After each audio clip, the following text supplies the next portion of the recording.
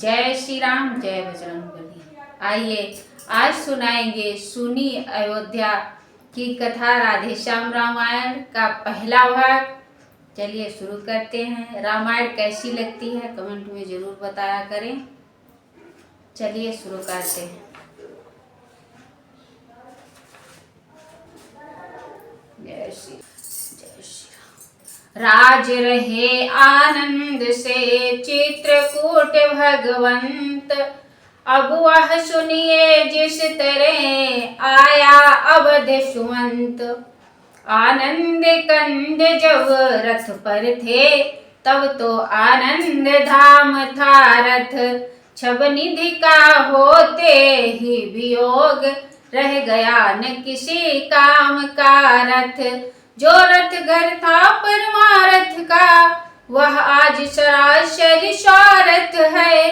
रथ है या बिना मनोरथ का यह उजड़ा गांव का रथ है।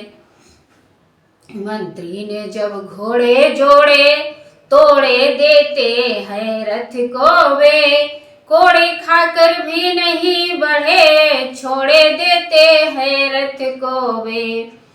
खट खने हुए ही ना रहे अड़ गए दुलती मार उठे। थपकियां सारथी ने जब दी तो बुरी तरह हुंकार उठे।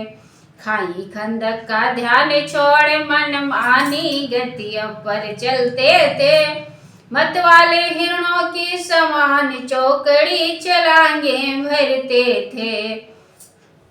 लेता है कोई राम नाम तो वहीं ठिठक रह जाते घोड़े। पीछे को मुड़कर बार बार झट झिझक अटक जाते घोड़े।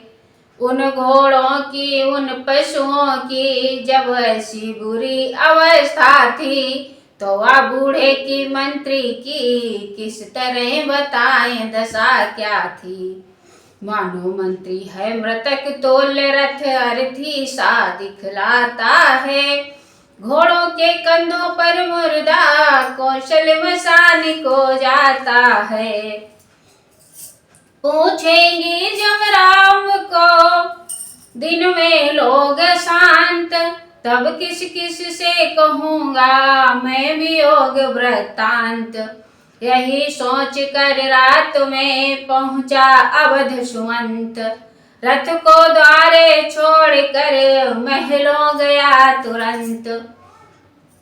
देखा अब भी वह बूढ़ा नप सैया पर पड़ा कराह रहा। सूखा तो बहुत धैर्य द्वारा फिर भी दुख सिंधु अथाह रहा।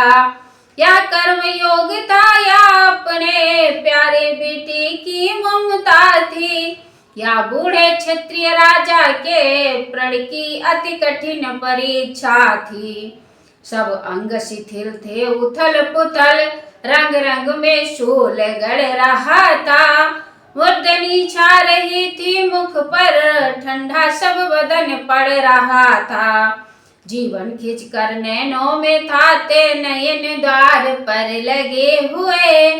मंत्री सुमंत आता होगा इस इंतजार पर लगे हुए।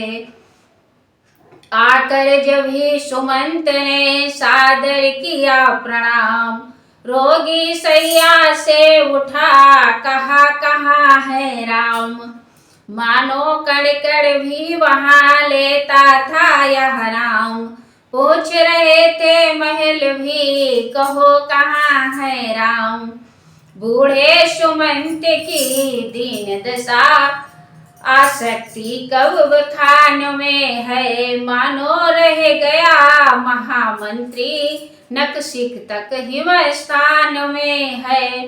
फिर हुई वही ध्वनि राम कहाँ अंबर भी बोला राम कहाँ। मंत्री के पुतले उत्तर दे आराम कहाँ अभिराम कहाँ।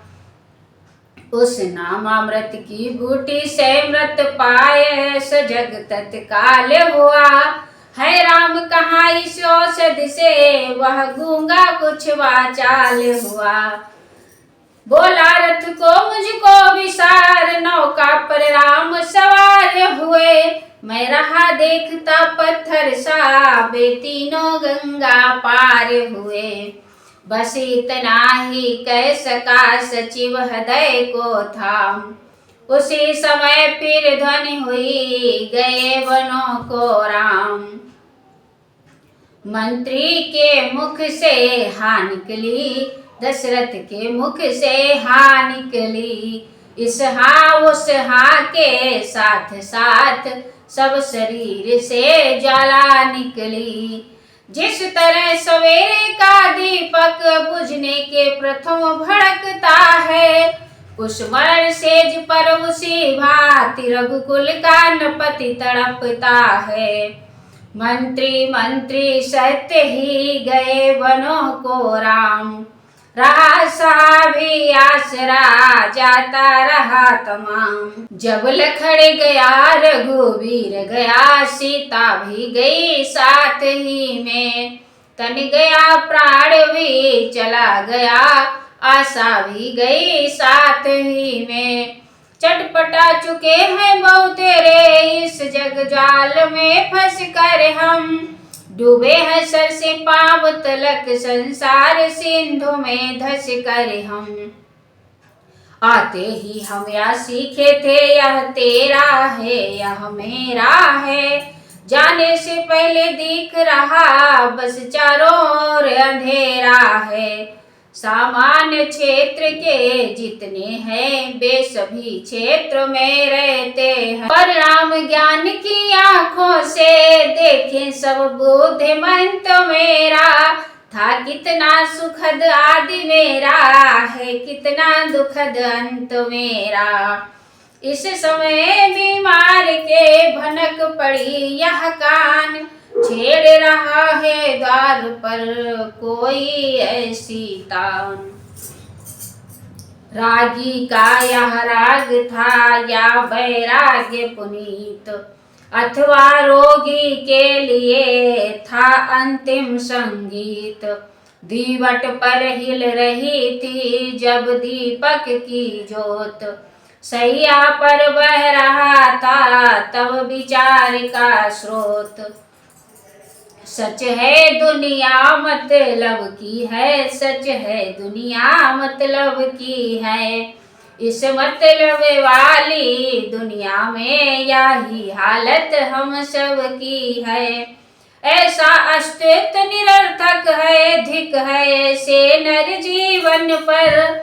जब अपना ही अधिकार नहीं, अपने तन पर अपने मन पर। साहस हो तो इस बंधन से होकर स्वतंत्र बाहर आओ। जीना है अगर आत्मपद में, तो माया से मर कर आओ। दुनिया जब तो छोड़ती नहीं दुरंगा न्याय, तो फिर हम भी क्यों नहीं सोचे अन्य उपाय। तू उलझन दे बीमारी दे दुर्बलता चिंता दे मन को, लाचार यहाँ हो जाएगी तज देंगे हम इस जीवन को। दासी तुम अपना काम करो, रानी तुम अपना काम करो। हे रामचंद्र 14 वर्षों तुम वन ही में विश्राम करो। बादलों सदा की नाई तुम चौमासे में छाते रहना। सूरज तुम महलों की छत पर यूं ही आते जाते रहना। जुगनों की तरह दीप तो क्यों धोखा दे दे कर जलता है। तो जलता रह दशरथ केवल, केवल दशरथ ही चलता है। सुरपुर में परमारथ चलता, दुनिया में स्वार्थ चलता है। बस्ती के बाहर रथ चलता, महलों में दशरथ चलता है। संकल्पों तुम भी चलते हो, इच्छाओं तुम भी चलती हो।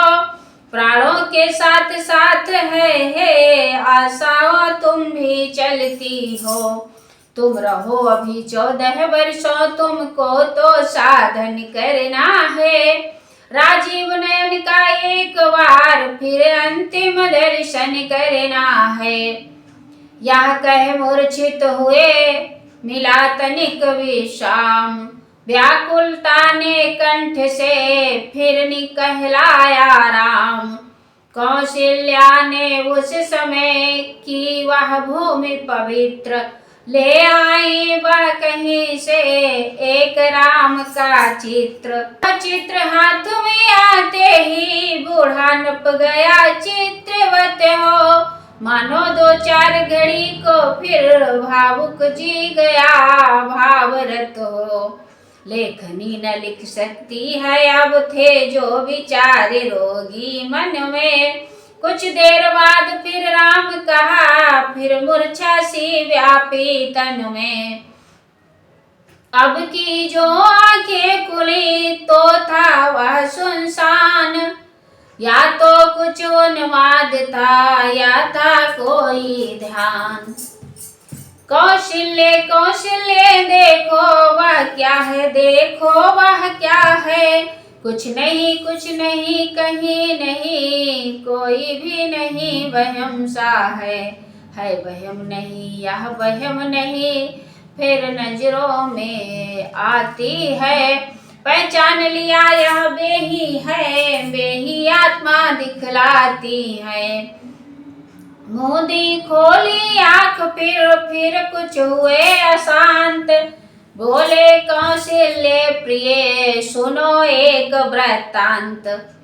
मुझ में जब पूर्ण तरुणता थी, था परिश्रमों में चढ़ा हुआ। आखेट खेलने का भी उत्साह उन दिनों बढ़ा हुआ। मृग के पीछे एक दिवस मृग बिसर गया आखिर मेरा। हो गया उस तरफ हिरन हिरन, छूटा इस ओर शिविर मेरा। इतने में कुछ देर दूर पर शब्द हुआ गंभीर, सुना श्रवण द्वारा कहीं बोल रहा है नीर। मैंने समझा मिल गया खोया हुआ शिकार, संभव है जा रहा हो वह सरयू के पार।